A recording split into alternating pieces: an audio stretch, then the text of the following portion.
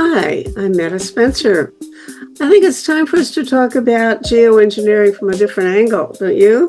We've been talking about the technology and whether it'll work and how much it'll cost and where to put it and all that sort of stuff. But the main question is, should we do it? And if we do it, who should organize it and regulate it? Because some people think, well, we'll just let buccaneers go out there and start playing with it. But most people say it really needs governing.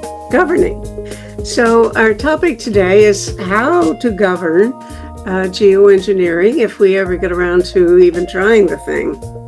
I have three guys here who fortunately, they know each other. So it's going to make it easier for me as a moderator because they probably are in the middle of a conversation that they started 10 years ago and need to finish today online. But if not, we'll prod them and see where they are today. Okay, I will introduce you first to Daniel Bodansky, who is Regents Professor at Arizona State University and the author of The Art and Craft of International Environmental Law, which sounds like right up our alley. In UK is Robert Chris, whom I have met before on this show and elsewhere. He is an associate at the Open University in geography and an associate of the Center for Climate Repair at Cambridge University. That's, I think the thing at Cambridge is really the most promising and maybe most impressive and influential organization working on climate repair anywhere. But we'll see. And in the Netherlands is Jesse Reynolds, who is now associate with something called the Degrees Initiative, which is apparently an NGO in Britain. And he is the author of a book called The Governance of Solar Geoengineering. The subtitle is Managing Climate Change in the Anthropocene. So we're well into the Anthropocene, and we better get to work on managing things. Hello, gentlemen. There have been lots of developments, of course, technologically. Lots of people come up with new ideas of how maybe we can save the ice in the Arctic and things of that kind. We could talk about what you think is promising as realistic scientific innovation. But I think mostly we need to talk about how to regulate, if we should regulate the developments. There have been cases in the last couple of years when some people have tried even very, very trivial kinds of geoengineering experimentation and have had their wrists slapped for not getting proper authorization. I think in Scandinavia it happened with the Sami people. I believe that David Keith started some really minor, there's no risk involved really, but some kind of experimentation that was going to be taking place in the far north, and the Sami people objected because he had consulted with, as I understand it, with the army, but not with them. And they feel they should have a veto over that. And that's a good question. Should they have a veto? That may be one question we should address, because I've heard mixed opinions about whether the indigenous people or the people living who are most affected by a potential innovation, whether they should have a veto over doing it. And of course, more recently, there was an experiment done in Alameda, California, which again was no risk whatever, but the people in the community stopped it, prevented it, at least for the time being. I think they went ahead and finished later when everybody was reassured that there was no risk whatever. So we see that there has to be some way of stopping people, or there are ways of stopping people who have plans to experiment. And of course, when it comes to full-scale deployment, I hear very few people saying we should go ahead and start the real deployment of any of these innovations.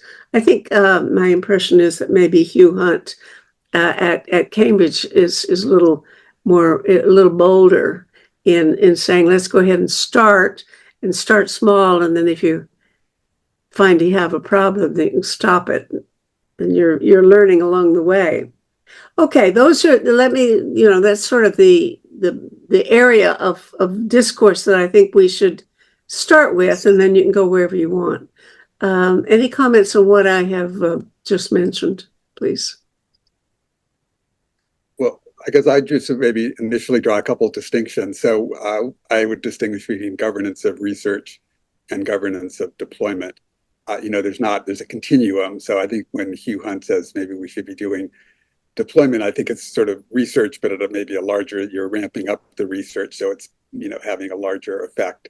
So there's a continuum there, but I think there is a distinction that's important between governance of research and governance of deployment. I mean, at least in my view, we don't know nearly enough about the feasibility, the effectiveness, the risks of geoengineering to actually deploy on a large scale.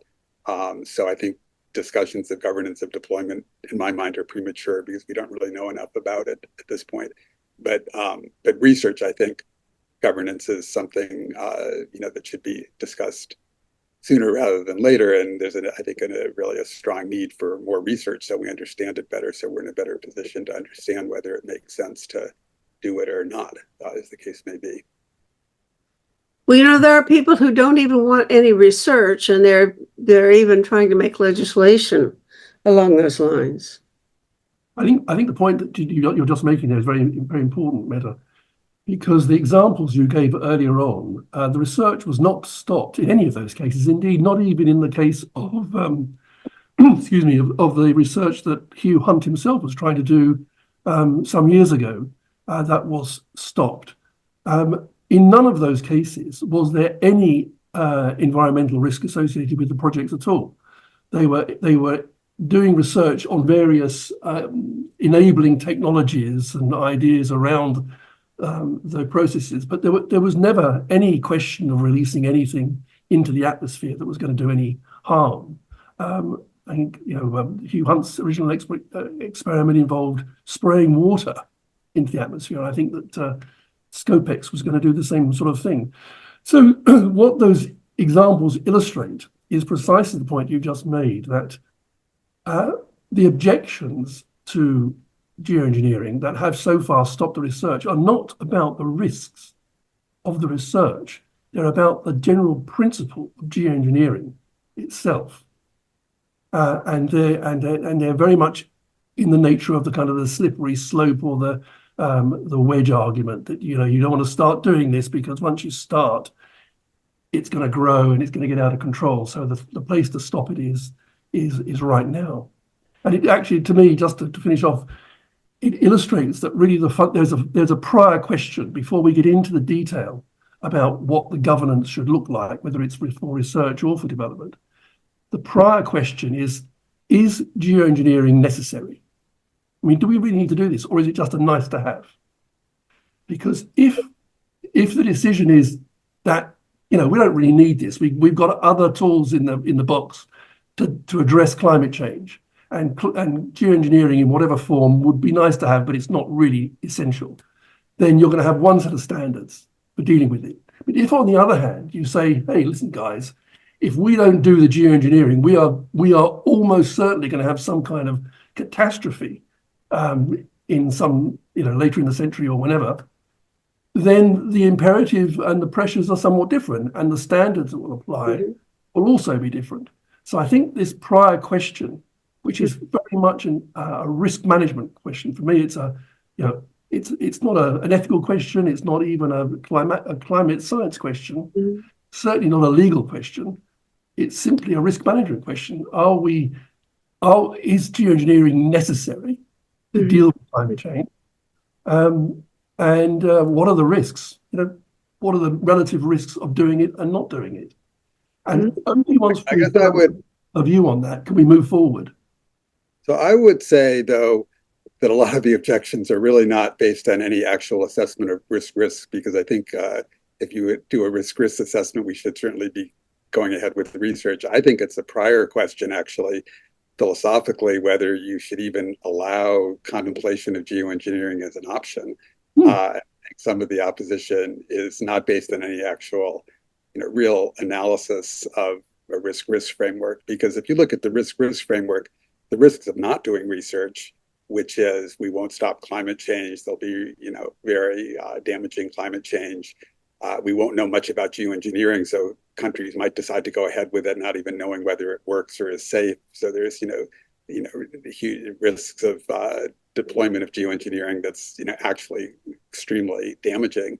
The risks of not doing research and not knowing much about it are huge, whereas the risks of doing research, I think, are very minor by comparison. The main risk is that it will undermine the will of states to reduce emissions, which is something unproven, is I think pretty, in my view, is a much lesser risk realistically than the risks of not doing research. So risk, I don't think really would lead people to say we shouldn't be doing research. But I think a lot of people just don't like the concept of people interfering with nature and just find that unacceptable to begin with. So they never really get to the risk framework. If I can jump in with a couple of compliments to what's been said thus far. First, Dan made an important distinction between the regulation or the governance of the use of solar geoengineering and its research. I would add another important distinction, and that's the distinction between governance that is specific to geoengineering and governance that has existed for years for other purposes that would be applicable to geoengineering. One often hears the claim that there is no governance of geoengineering, there is no regulation, there is no law. And that's not true, because both large-scale outdoor research and the possible use of geoengineering would be governed by existing laws and rules and institutional norms that would apply to other somewhat analogous activities. That's not to say that there's no gaps in the regulation. There are, of course, gaps. Second, Chris brought up actually responded to Meta's points about the 3 scuttled outdoor experiments of solar geoengineering.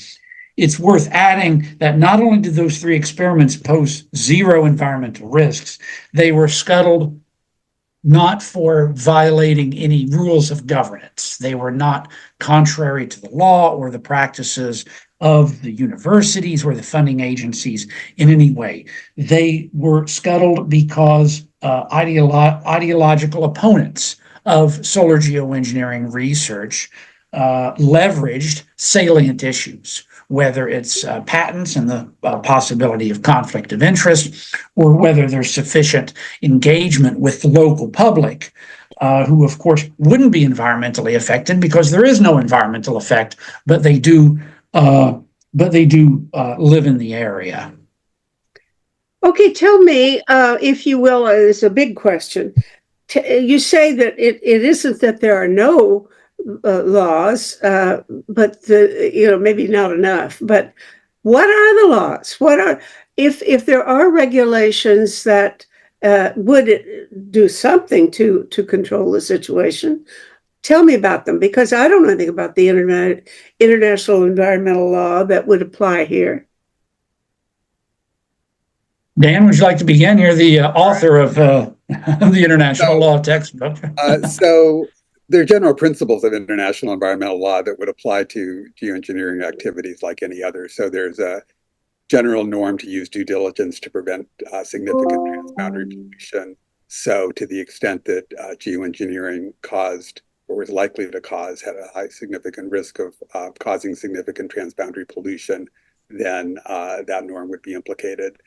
If you're doing something, an activity, if an activity in the territory of a state or under its jurisdiction might cause significant transboundary pollution, then the state is supposed to do an assessment, is supposed to provide notice and consultation with other potentially affected states. So these are general principles of international environmental law that apply to whatever a state it was happening in a state or under its jurisdiction, and would apply to solar geoengineering. How are they enforced? I mean, do states sue each other, or there's no international police to go after anybody? So how would, if I don't like something another country is doing in affecting what I think is my environment, what could I do about it? So enforcement has never been the strong suit of international law. So I would say they are, so they can be used in various ways, though. So they're used in diplomatic discussions. They can be used by domestic environmental groups that are pushing governments as a point of leverage to try to get better policies within a country. They can be, the possibility of lawsuits is extremely limited, although if you can show a direct transboundary effect, you might be able to sue in your domestic courts. That would be a possibility.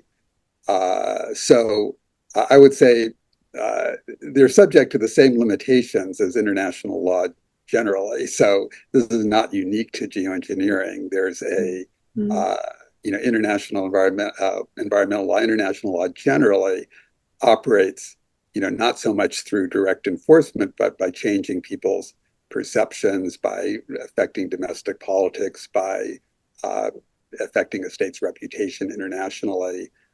So those aren't going to be really solved by any governance proposals, because I think it's very difficult to imagine any governance structure that would fundamentally change the limitations of international environmental law.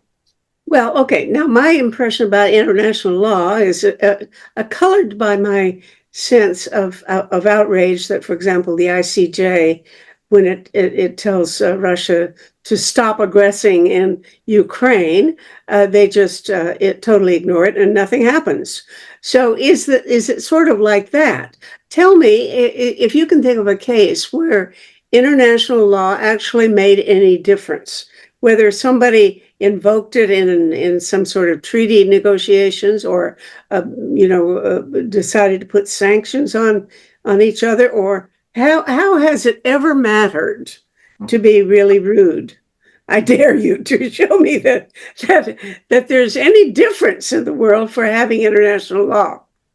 So, the most spectacular success is the Montreal Protocol, which deals with ozone depletion. So, it has regulated what countries are allowed to do in terms of the use and production of ozone depleting substances. Ozone depleting substances have been largely phased out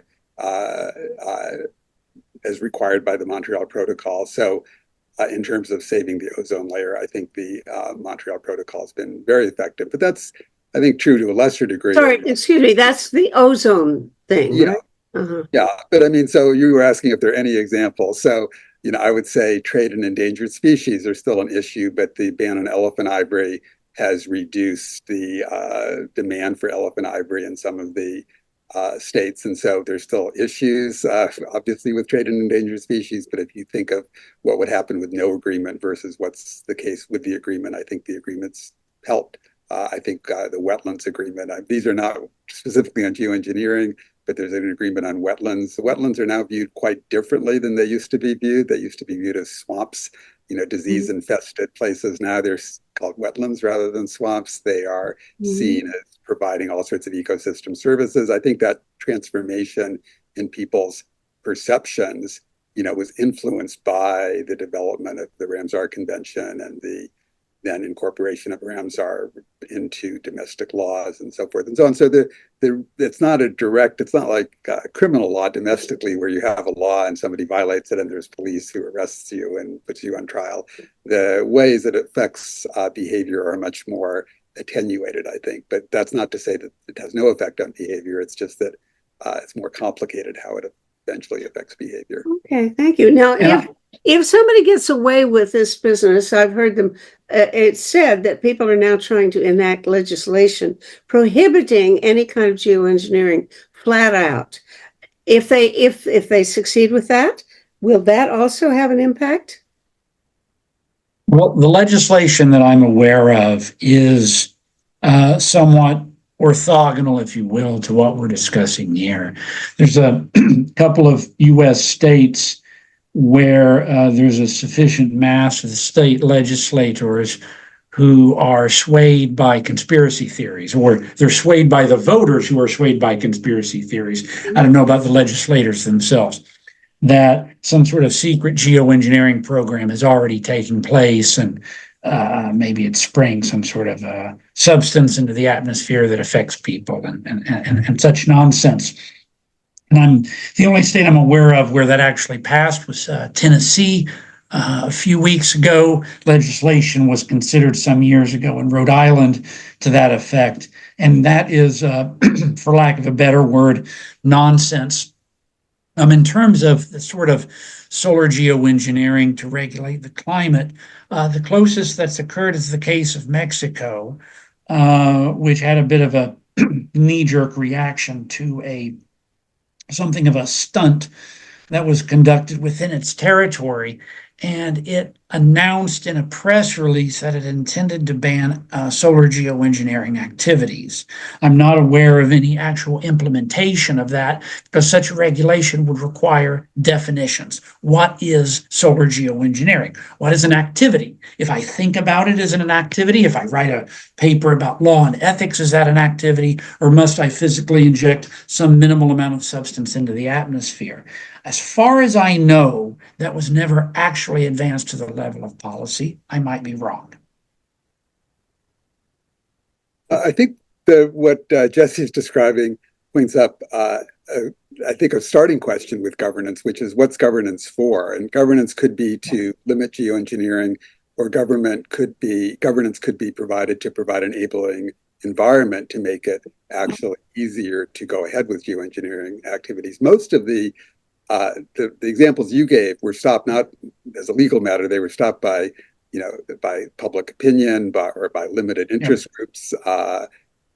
There's a lot of conspiracy theory. There's a lot of fear of geoengineering. So, in my view, it would be actually very beneficial to have governance at the national level that provides some reassurance that geoengineering research that's going on is not going to be rogue research, that there's going to be requirements for assessment, for transparency, for the research is not going to be secret, and so forth and so on. And if there was more national legislation that provided really some enabling environment for research, that provided some guidelines or some guardrails for research, that might provide some reassurance to researchers that they can go ahead with research, and it's going to have some social acceptability. I think now a lot of researchers are reluctant to really engage in research because there is a stigma attached to climate engineering research, and there's a lot of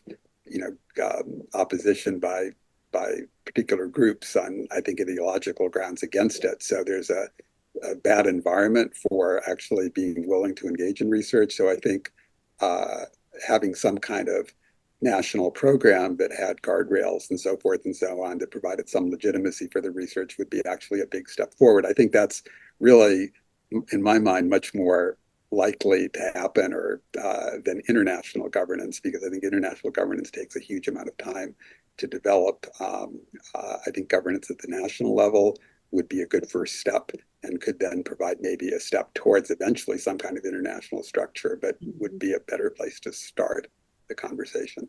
I think you're raising a really important point here, Dan, which kind of strikes back at the point I was making at the outset. And what you've just described is a process which is driven from the top, because that environment would be changed by policymakers providing the funding or the green light generally to undertake that kind of research to overcome the reluctance that you refer to.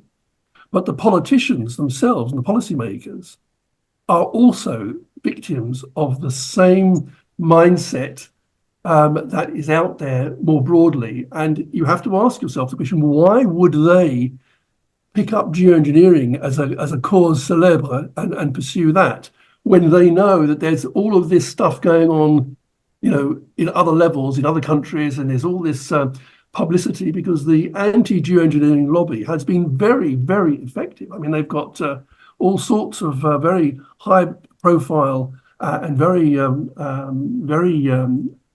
definitive statements about all the terrible things that geoengineering might entail. So there is a kind of systemic issue here about how you break through to provide that environment for the researchers to do the work. And to me, that's where we get into this problem, that unless the policymakers somehow can be brought to understand that if we do not geoengineer in some form or another, and I'm completely agnostic about how it's done at this stage, because we need to do the research, but if geoengineering is not done, there is now a very high and increasing risk that this is all going to end in tears. And that risk is really becoming very, very unbalanced in favor of catastrophe as we proceed with our continuing failure to reduce emissions and the decarbonisation activity, including removing greenhouse gases from the atmosphere. I mean, it's just, there's a lot of talk about it.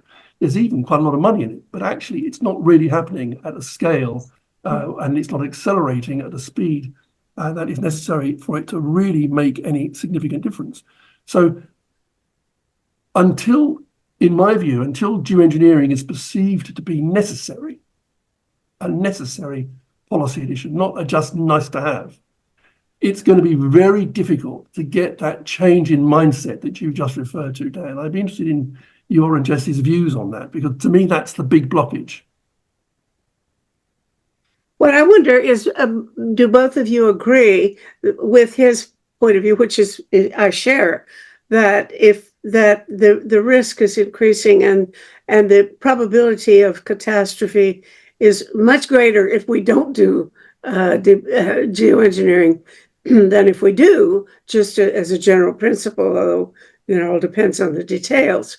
But if other people still are of the opinion that it's a risky thing to do and maybe we should just keep waiting a while, then we know we're having a different kind of conversation.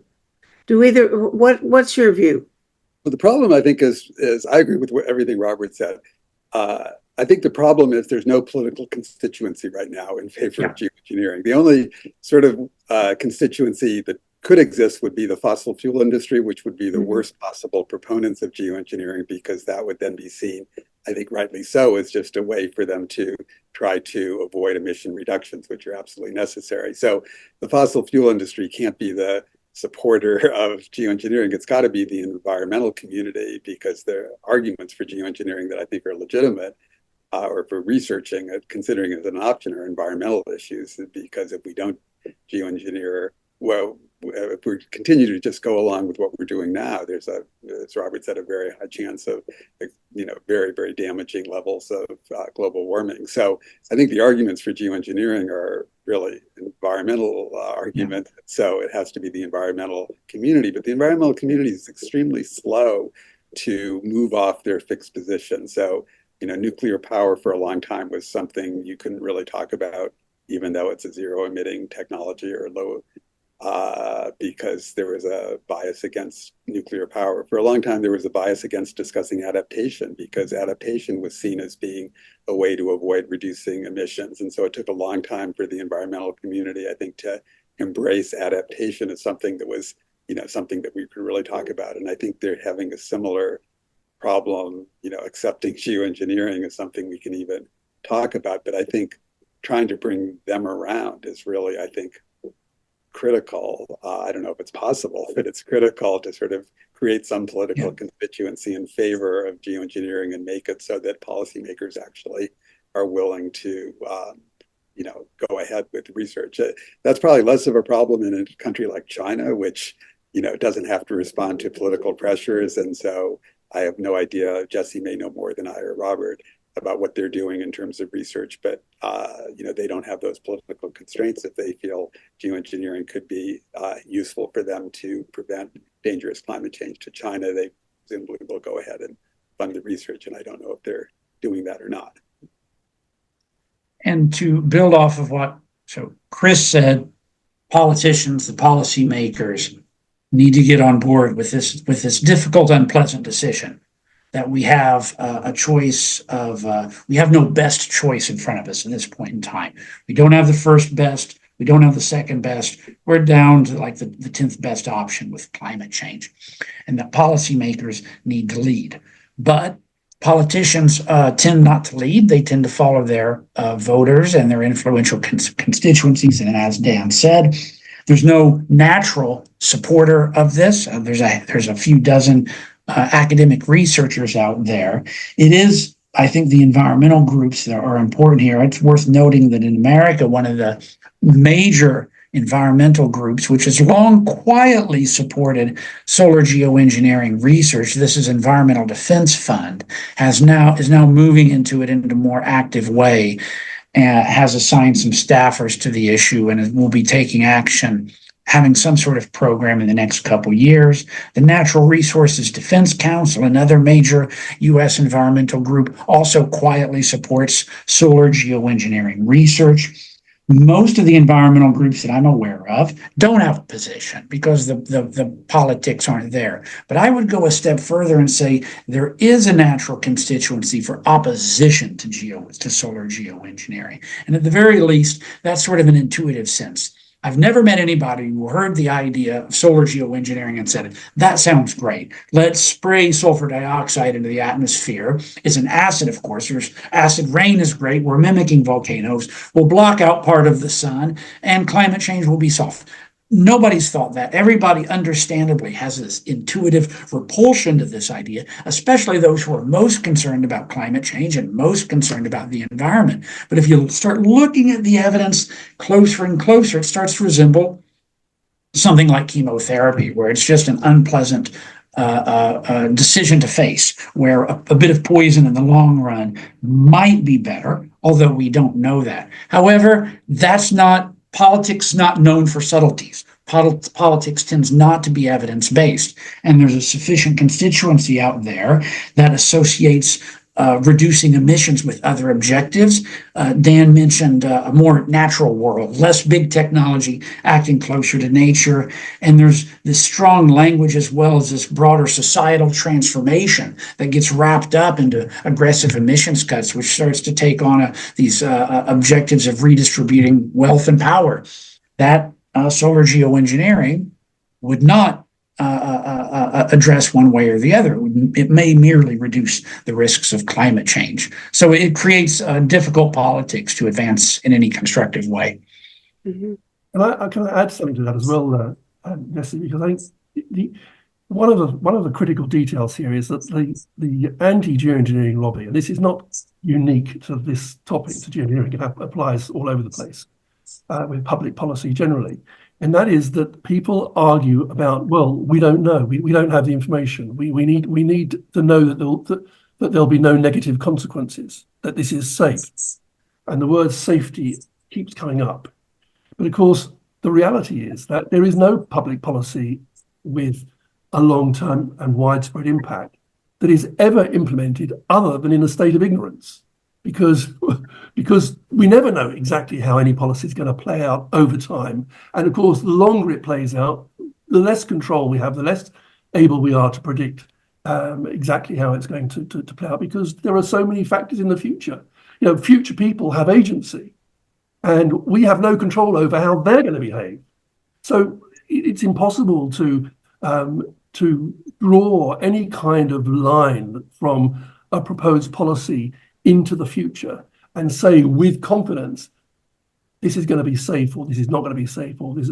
All you can say is, this feels like a good idea. It feels like it's going to be more safe than not doing it.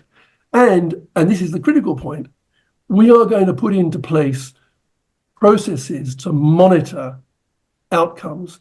And as soon as anything looks like it's going pear-shaped, we'll intervene when the cost of remedial action will be at its lowest point. And that's how policy's always been done. You know, there are any number of policies across a whole wide range of communal activity in every country, where that's precisely what happens with education policy, with policing policy, with defence. That's what happens. That's what politicians do. They act, they make mistakes, it's observed, it's corrected, they change, and so on. Things evolve. And there is no reason to suppose, in my view, that geoengineering wouldn't be exactly the same. We do it, we get some things right, we get some things wrong. The things that we got wrong, we'd improve on, we'd learn. And, we'd get from Kitty Hawk, from what was it, Wright's first aeroplane, to the Concorde and to modern aircraft in a blink. We can do that. We have a history of doing all sorts of things which at the outset sound crazy and highly dangerous. If somebody had said 100 years ago, what we're going to do is we're going to pipe explosive gas into everybody's homes so they can burn it and keep warm. So you're mad. We're going to put electricity all the way around the world. It might electrocute people. It might cause fire, but they'd say you're crazy. But of course, we've learned how to do these things safely. And my guess is that geoengineering would be much the same. And if it wasn't, we wouldn't do it. But we'll never know unless we start. Well, let's go back to the comment, which I think is true, that there is no existing constituency that's demanding it. And the question is, how do you get to such a constituency? I like the idea, and I want to try it out on you, of having a global citizens' assembly that is truly representative of the people of the world, the entire human population. Do it by Zoom, have them deliberate for 6 months or a year at the most, maybe even not that long if they don't need to, but some length of time where they actually bring in experts and interrogate people one way or another on every point of view until they finally come to a point of view. And I think they're going to say, yeah, let's go ahead and at least experiment, but maybe start tentative deployment and then watch what happens as we go and stop it if there's a problem.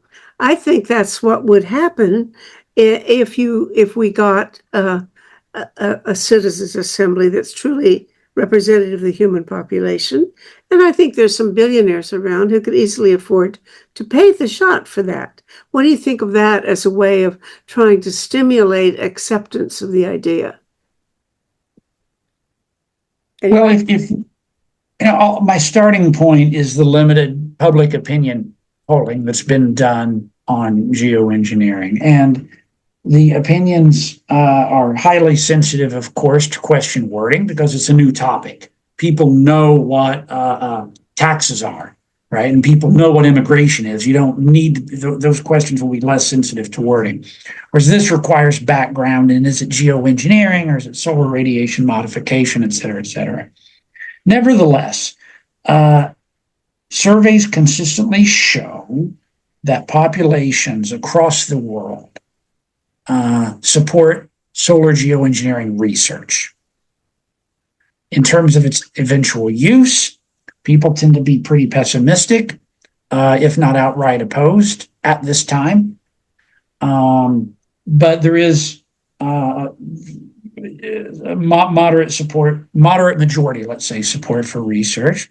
It appears that it's slightly higher in developing countries. It's slightly higher in climate vulnerable countries. And that shouldn't be surprising. It tends to be slightly higher among younger people as well, which I think is also not terribly surprising. But there's also a role, of course, in policy making for delegation to experts. Of course, that's what representatives are. We voters, we don't vote on all the decisions. We hand off the tough decisions to politicians, who in turn hand off at least some input into the process to expert committees and so forth. And it's worth noting that these expert committees on the topic of solar geoengineering, where they've existed, have also consistently said more research is needed. And whether that's the Royal Society of the UK or the US National Academies or the UN Environment Program had an expert report recently, they all point to insufficient knowledge and the need for more research. So if I can make a comment on the Citizens Commission idea. I'm curious, are there examples of those kind of commissions and how successful have they been in changing the public discourse? I guess I guess I think it's an intriguing idea, but I guess I would have a lot of questions. Who would be setting it up? How much trust there would be in the people setting it up? How much trust there would be that they're really representative? Who the commission would be influencing? Would the U.S. Congress be likely to actually change its views if some World Commission set up by a Citizens Commission set up by Bill Gates, recommended geoengineering research? Would that really affect the domestic politics, which I think is what has to be changed? I think, a country like the U.S. should have a national research program and some kind of provision that would include provisions that would provide the guardrails that I was talking about. So it's a question as to whether the commission would really change the discourse. As Jesse says, there's been quite a few public opinion surveys, including in developing countries, that show support for geoengineering research. I don't think they've really influenced U.S. environmental groups and their views on geoengineering. I don't think it's had much effect on the U.S. political system, probably other countries as well. So I guess it's a question of how you actually get the political change that I think would be necessary to provide sort of the feeling of social license among researchers to go ahead and do more research. There is, I think, an improved environment. Jesse and Robert might have more knowledge of what's going on in the research community, but 10 or 15 years ago, there was almost nothing being done. Whereas now there's, quite a lot of discussion, quite a few reports. I have the feeling there are more researchers engaged in the actual physical science research. I remember I was at one of these geoengineering conferences. I think it was the one in 2012, also in Berlin, the predecessor one.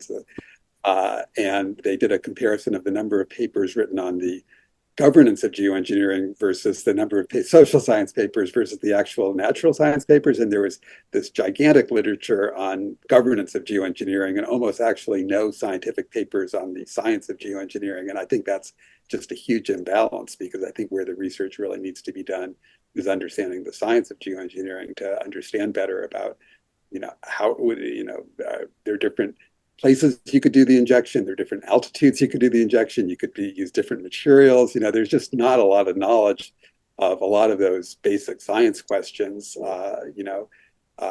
It's not just a question of is it safe or not safe, but how could you do it most safely, or how could you do it with the least impacts on different countries? If you just was at a meeting in Washington, D.C., where they were saying you need to do it at both poles simultaneously, because if you do it at one pole but not the other, that will have then worse effects. Or if you do it in equatorial, there are all these science questions that need to be addressed. And I have the feeling there actually is more science being done. So there's not as much of an imbalance between the social science and the science. So I think that's better, but there needs to be obviously much more research, I think.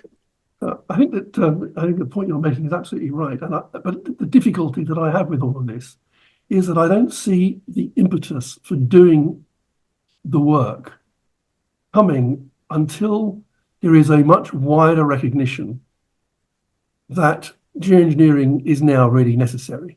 It's no longer a nice to have. We need to do this at some point, because the risk balance is now too far the other way. And you still have, in the COPs, they don't talk about geoengineering there. There's nothing in the main international political agenda about geoengineering. There is this assumption, and actually it's not even an assumption, it's an assertion right the way through, that decarbonisation, reducing emissions and sucking greenhouse gases out of the atmosphere, are still, or could still be, sufficient. All right, we just got to work harder, we've got to do more of it. But we don't, that's enough. And so long as the view that is promoted by these international bodies, these senior and highly regarded international bodies, and I have to say, by a number of quite senior and well-placed academics in this space, that decarbonisation is sufficient, I think it's going to be very difficult to build this community to really invest time, effort, and money into the research that's necessary. You still have people, Tim Lenton and his team at Exeter, who are very, very highly regarded and have done a huge amount of fantastic work on tipping points and the threats that they present. They still are absolutely dead set against geoengineering. I mean, in their most recent report, they spend, it's a 500-page report. all about these tipping points and how terrible it's all going to be. And yet the section that deals with geoengineering is a complete dismissal. We must not do this. It's quite unequivocal. We mustn't do this. And their solution is to encourage a whole bunch of what they call social positive tipping points to make the transition to renewables and all sorts of other things, reducing consumption, all of those behavior changes more to build those into the way forward. Now, maybe that would work. I don't know, but it does seem to me that this essentially is a very risky way forward. And so long as you've got these very high-profile individuals and institutions not coming out front and center and saying, look, guys, we are now really worried that decarbonisation is just not going to cut it. Until that happens, I think that getting geoengineering really on the agenda is going to be tough. Yeah. So, if their social tipping points work, I'd be all in favor of them. So I think we should be pushing those as much as we can. But I think the question is if they don't work, and I guess, skeptical, having been following the climate issue now for more than 30 years and seeing how little actual change there's been in the emission trajectory of the world. I guess I'm skeptical of some of these, that they'll actually be enough. So I think yes, I agree with you completely that we need to be researching geoengineering as to understand what the full range of options is. So yeah, but I think if I could bring it back a little bit to some of the ethical issues, I think some of the opposition to geoengineering, as I said before, is not really based on a risk analysis. It's sort of based on the idea that somehow geoengineering is, in my view, we're already geoengineering the climate. We're already changing the climate dramatically. And so I say, we're already geoengineering. So it's not geoengineering or not geoengineering. It's geoengineering to try to actually protect the climate system, or geoengineering, which we're doing already by our emissions, which is harming the climate system. But then people say, well, there's a difference between action and inaction. So somehow continuing to emit and not failing to stop emitting is somehow ethically better than trying to intervene in the climate system through geoengineering. And so I think some of the underlying opposition is based on, I think a lot of the ethicists who've written on geoengineering have been pretty negative about it. So I think trying to address why some of these ethical arguments, I think, don't really hold water is important too, because I think they provide some cover or some for groups that are opposing geoengineering. I think there's also a huge skepticism of technology. And so there's a huge emphasis now in the climate community for nature-based solutions. And somehow nature-based solutions are better than technology solutions, but nature-based solutions are great. But I guess I respond usually by saying, well, we didn't really want to rely on nature-based solutions to COVID. We actually liked a highly technological solution to COVID, which was the vaccines, or at least just people who are vaccine users like myself saw technology there as a huge benefit. So, and I think in terms of emission reduction, there's also a huge emphasis on technologies, renewables, and so forth. So why there's somehow this deep mistrust of any kind of technological solution that would involve reflecting sunlight, I think is very questionable from a philosophical standpoint. I think, at least adjacent to ethical issues, but somewhat stepping back to the political dynamic, is to look critically at the tactics of the ideological opponents of geoengineering. And they, for one thing, look at one side of the ledger. Dan repeatedly speaks of a risk framework. You got to look at both sides of the ledger. You can't just look at costs and no benefit, or look at benefits and no costs. One must look at both sides of the ledger. Second, these opponents of geoengineering research cherry pick data. I mean, of course, evidence is noisy, and you can always find data that points. You can look at 1,000 studies and find the 10 that point in the direction that's consistent with your priors, with your prior assumptions, with your prior values. And third, they reject a proposed response based upon its wider social and political implications. Yet those three behaviors are precisely what characterized at least, climate deniers, right? They cherry-picked data. They looked at one side of the ledger and they rejected a response based upon its broader social and economic impacts, right? And I think it's fascinating that there's a correlation, turning back again to public opinion polling, that at least among, how to put it, that those who are in the developed world, in the global north, we all are in Europe and North America, those who are more concerned about climate change are less supportive of geoengineering research on average.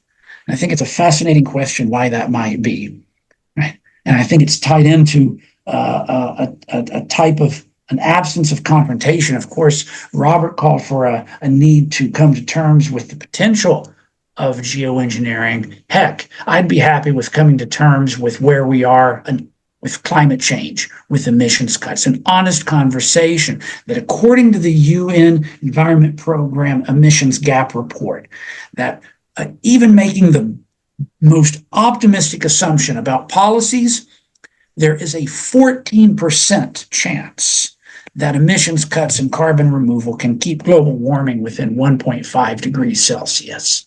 Yet we have the Secretary General of the United Nations, perhaps the most influential figure in the world on this issue, who year after year opens up the climate COP by saying we need to keep 1.5 alive. I don't see how 1.5 can be kept alive merely with emissions cuts and CDR if one were to take a reasonable, careful, precautious approach to risk management. Mm-hmm. Do we all agree on that? I think it's true.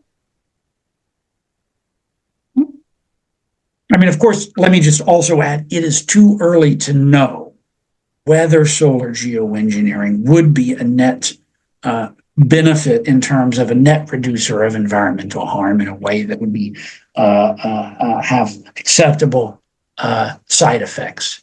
It's too early. Fortunately, that's not the question in front of us right now. At least in front of policymakers right now. The question in front of policymakers is, should research be supported? Should there be dedicated research grants? Should there be expectations, clarity on what degree of responsibility and transparency and public engagement are expected from solar geoengineering researchers? And those signals do need to come from the policymakers that Robert pointed to.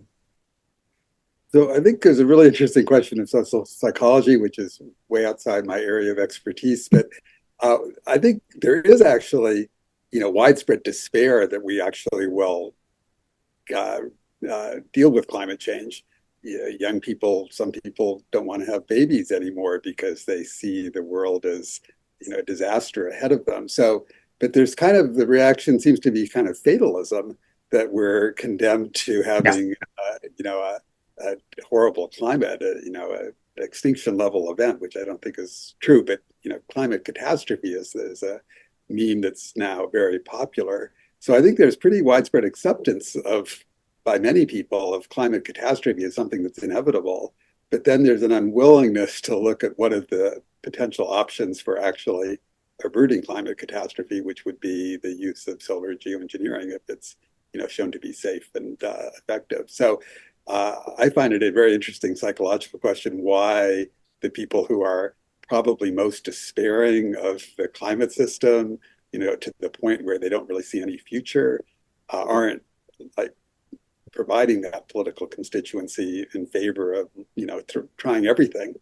Is conceivable, including solar geoengineering as a way to try to avert catastrophe. It's very odd to say there's a catastrophe, but we're going to take this potential way of dealing with it off the table. We're going to take that potential way of dealing with it. If it's a catastrophe, then you should be, throwing everything you can think of at the problem to try to avert the catastrophe. That's at least my view. You say that, Dan. One of the interesting developments in that area is that the Extinction Rebellion people, which started in the UK, they were extremely opposed to geoengineering initially. In fact, for most of the time, but not.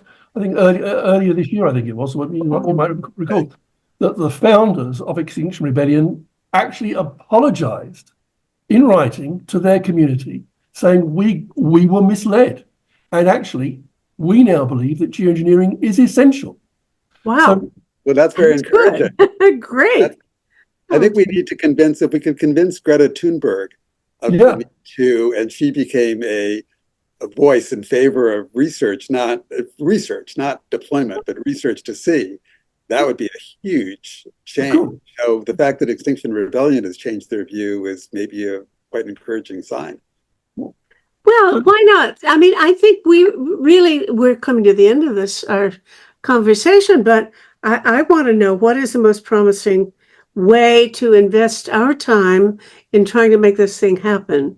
My concern is how to influence public opinion, and I don't know how. I tried this and tried that, but one thing is, if you can get celebrities, somebody should get Taylor Swift to say she believes in geoengineering. Yes, Greta would be perfect. Has anybody tried to talk to this young woman and persuade her? I would love to see somebody actually have a good conversation with her about it. That would be interesting. Yeah. Maybe the Extinction Rebellion people who now apologize would have the credibility to get a meeting with Greta Thunberg and explain why they've changed their view, and maybe that would be persuasive to her. And I don't know what to say about Greta Thunberg or even Extinction Rebellion right now, but there's a type of a dissonance, if you will, like a cognitive dissonance among those who are most concerned about climate change and stridently opposed to the consideration and the research of solar geoengineering. And that dissonance will become increasingly difficult to sustain as the years go on. And it's one thing in 2010 to say that emissions cuts and maybe carbon removal can prevent dangerous climate change. It's now 2024. And atmospheric CO2 is at what, 415 or something like that. I don't keep a close track. The prospect is much less dim, and I think it's going to be some interesting years ahead of us. So I wrote my first paper on geoengineering back in 1995. So it's been almost 30 years. And there's been extremely little progress. So if there's, we need a step change in the level of progress, because if we wait another 30 years and make some very modest incremental advance, it's going to be too late. So hopefully. Dan, if that paper that you wrote in 1995 was the one that was published in Climate Change in 1996, I was rereading it this afternoon because it was one that I quoted in my PhD thesis. So I think this is a great opportunity to thank you.